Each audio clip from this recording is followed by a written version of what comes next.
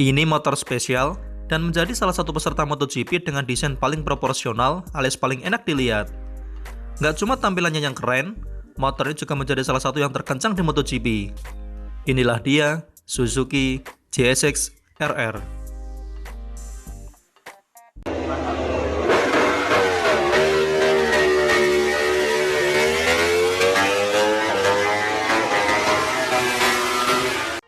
Meski sudah harus berakhir kiprah mereka di MotoGP pada akhir musim 2022, namun nama besar Suzuki juga tak akan bisa terlepas dari gelaran balap kelas praraja MotoGP. Suzuki menjadi tim balap paling mengejutkan pada musim balap 2020 lalu, karena tanpa disangka-sangka mereka justru mampu merengkuh gelar juara dunia untuk pertama kalinya di kelas MotoGP ini. Hal ini juga di luar prediksi semua orang. Suzuki yang baru saja kembali ke MotoGP pada 2015 lalu bisa tampil kompetitif bersama pembalapnya Joan Mir untuk menyegel gelar juara dunia di musim 2020. Yang jadi pertanyaan, apa sih rahasia Suzuki dalam kesuksesan mereka di musim itu? Tentu saja ada pada pembalapnya dan juga tunggangnya yakni JSX RR yang memang memiliki perkembangan sangat besar dalam beberapa tahun belakangan. Sejak undur diri pada akhir musim 2011 lalu, Suzuki comeback ke MotoGP pada musim 2015 dengan membawa motor baru yang benar-benar baru. Mereka meninggalkan GSVR yang bermesin V4 dan berganti dengan mesin inline-4 yang diberi nama JSX RR. Dan langsung merekor pembalap kenamaan yaitu Maverick Vinales dan juga Alex Espargaro. Nah, JSX RR sendiri memiliki performa yang luar biasa meski memakai basis mesin inline-4.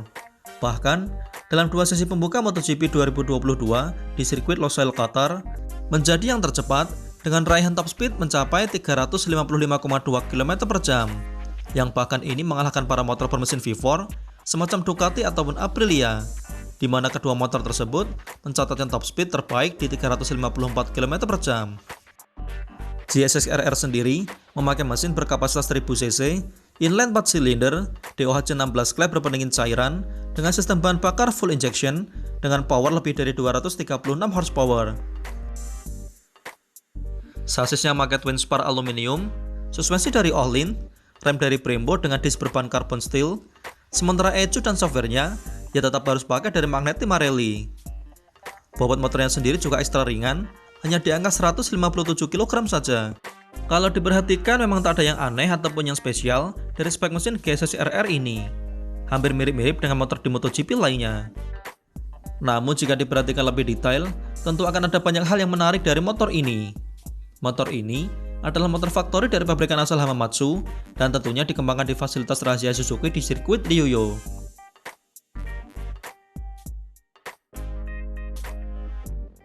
Jika kita bandingkan dengan mesin yang sama-sama inline-4, yaitu Yamaha YZR M1, sudut kemiringan mesin JSX RR ini nampak lebih rebah daripada M1. Selain itu, engine mountingnya juga jauh berbeda dengan milik M1. Salah satunya dengan adanya plat untuk menggantung mesin.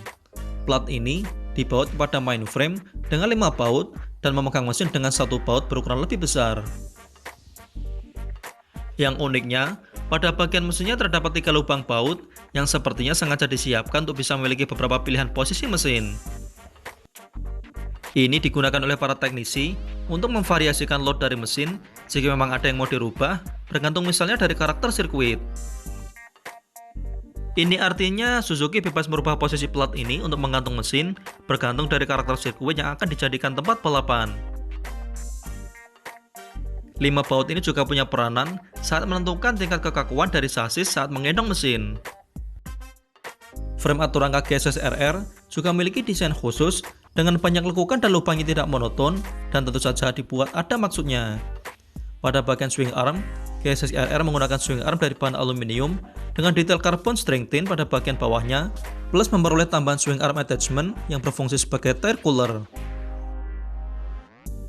JSX RR juga memakai ban dari Michelin yang dinilai sangat cocok dengan karakter motor ini, sehingga hal ini menjadikan kombinasi yang pas yang membuat JSX RR sangat gesit di tikungan tetapi juga agresif saat di lintasan lurus.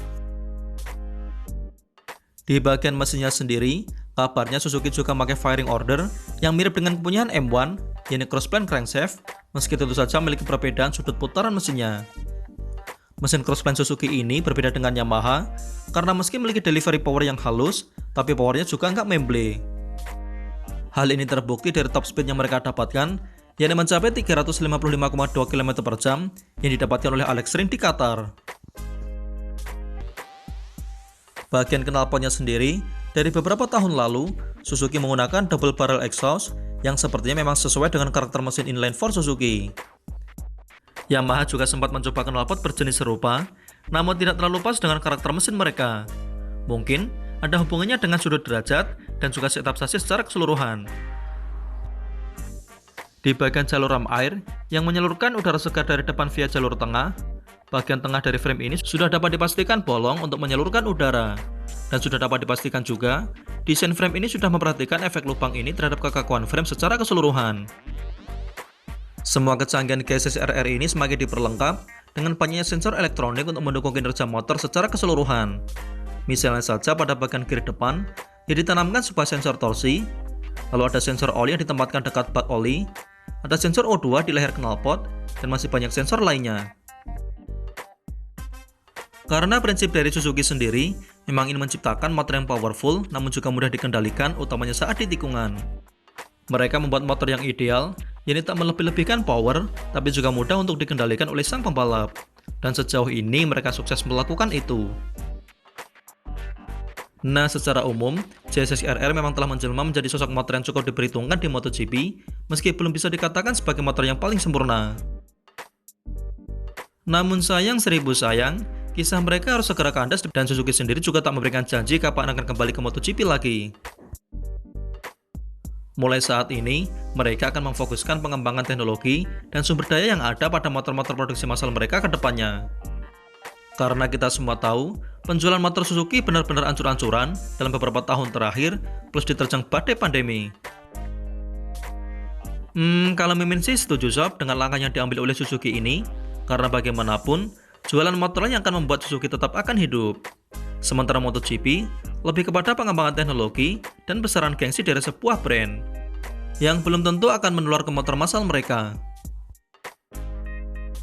Konsumen Indonesia, utamanya fans boy Suzuki, selalu menantikan produk-produk terbaru dari Suzuki yang memang terkenal tangguh dan memiliki ciri khas tersendiri. Mudah-mudahan dengan pengambilan langkah ini, Suzuki akan segera comeback di berbagai negara dengan jualan motor yang jauh lebih baik.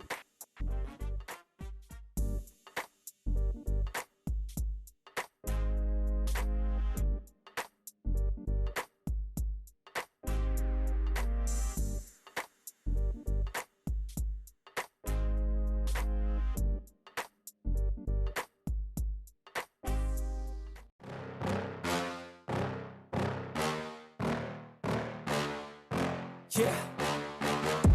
Please tell me that I can't, that I won't, that I fail, that I'll never make it out, yeah.